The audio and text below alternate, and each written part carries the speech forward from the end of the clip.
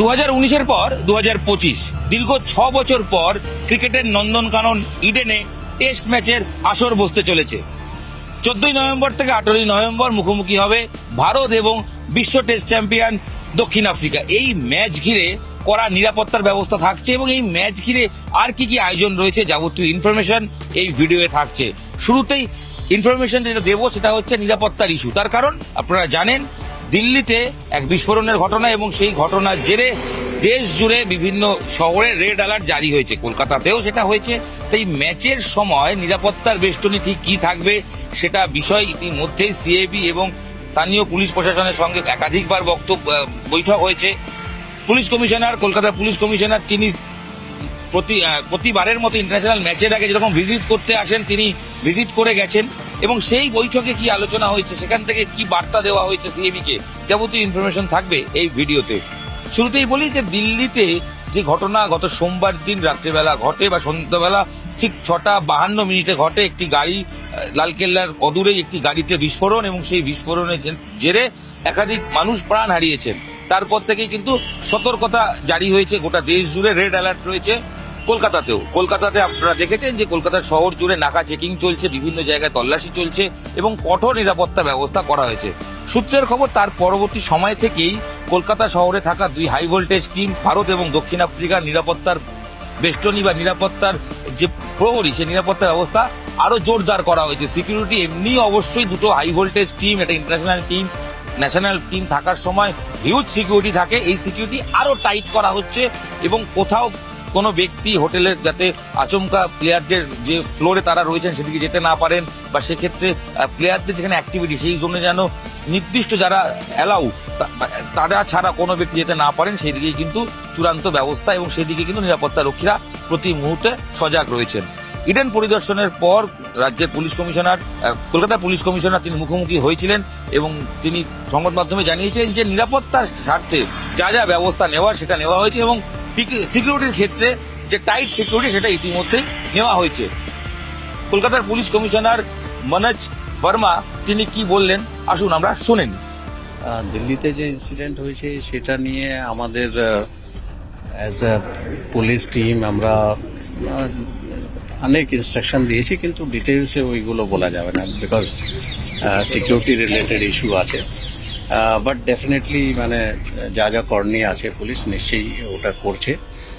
গতকালও আমরা একটা মিটিং করলাম, আজকে আবার একটা মিটিং হয়েছে, তো ডিটেল ইনস্ট্রাকশন ওই নিয়ে বলা হয়েছে so that security is not compromised at any point of place. Players and team management সবার অ্যান্ড ইনক্লুডিং দ্য যত ভেন্যু আছে যথেষ্ট সিকিউরিটি অ্যারেঞ্জমেন্ট করা আছে। আমরা আশা রাখছি ওটা নিয়ে কোনো ইস্যু হবে না।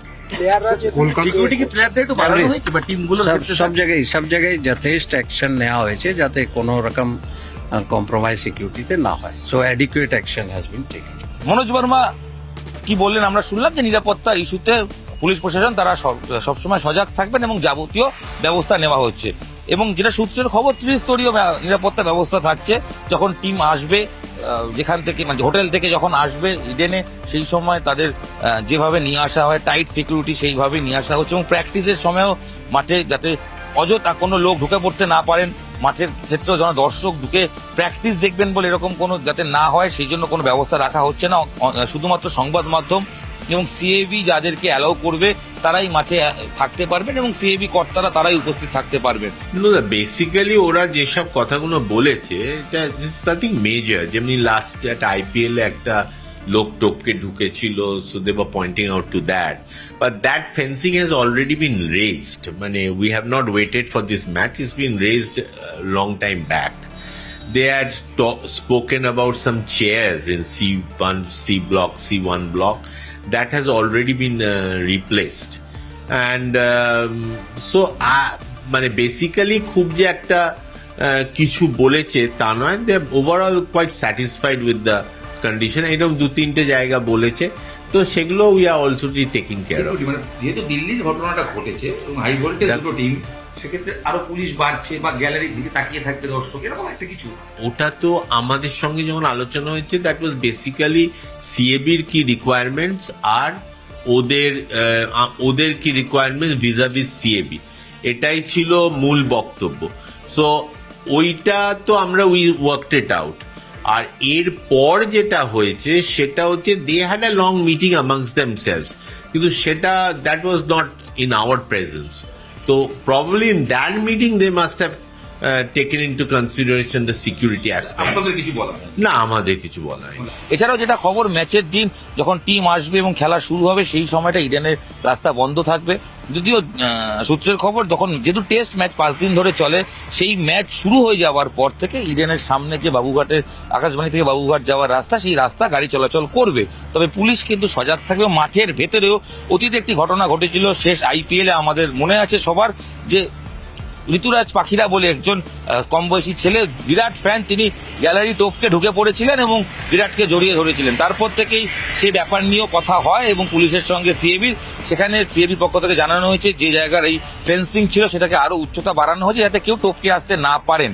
তবে সতর্ক সিএবি রয়েছে, কারণ সাম্প্রতিক সময় বেঙ্গলের রঞ্জি ম্যাচে একটি মাঠের গ্যালারির ক্ষেত্রে একটি দরজা খোলা থাকায়, একটা গ্রিল খোলা থাকায় স্বামীকে জড়িয়ে ধরে একজন ঢুকে পড়ে এবং স্বামীকে জড়িয়ে ধরেন। তো সেই ঘটনার তো দেখা গেছে। তাই সব মিলিয়ে সজাগ রয়েছে সিএবি প্রশাসন। তারা বলছেন যে তাদের যে নিরাপত্তা সংক্রান্ত বিষয় পুলিশ কমিশনার বলেছেন সেগুলো তারা দ্রুত সমাধান করে ফেলবেন এবং ওভারঅল সিকিউরিটি নিয়ে পুলিশ স্যাটিসফাই রয়েছে।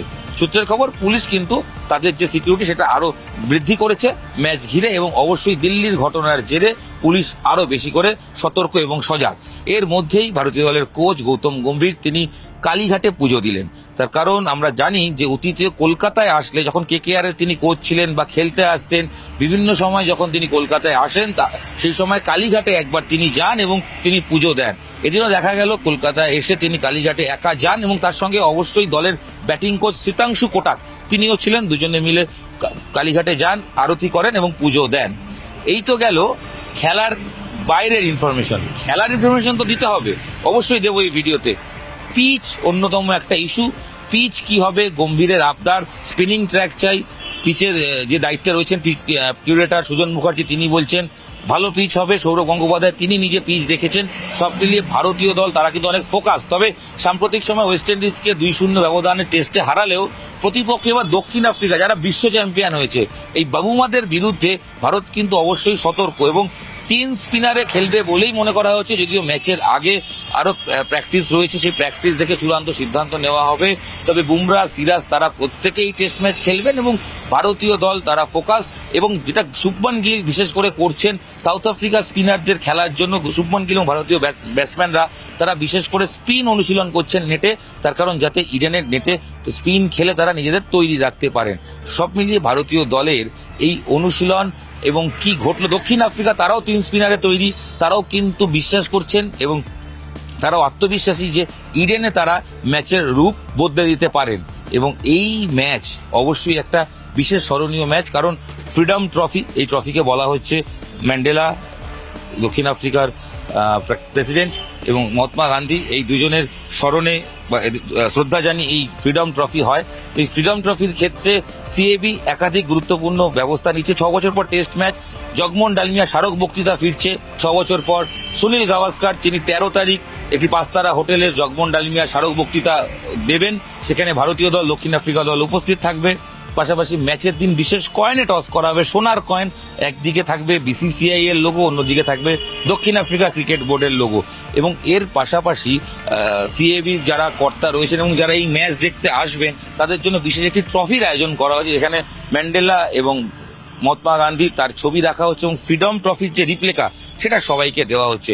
সব মিলিয়ে সৌরভ গঙ্গোপাধ্যায়ের জমানায় প্রথম টেস্ট ম্যাচ, সভাপতি সৌরভ গঙ্গোপাধ্যায়ের জমানায় প্রথম টেস্ট ম্যাচ ঘিরে ইতিমধ্যেই সাজো সাজো রব ইডেন আলোকসজ্জায় সাজিয়ে তোলা হয়েছে।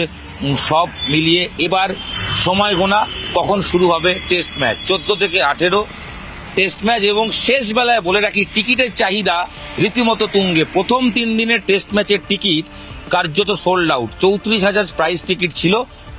প্রথম 3 দিনের টিকিট কার্যত নেই। কমপ্লিমেন্টারি টিকিটও অনেক দেওয়া হয়ে গেছে, কিছু টিকিট থাকছে। তবে সিএবি সূত্রে খবর যে হাউসফুল না হলেও অলমোস্ট ফুল ইডেন দেখা যাবে এই টেস্ট ম্যাচ ঘিরে।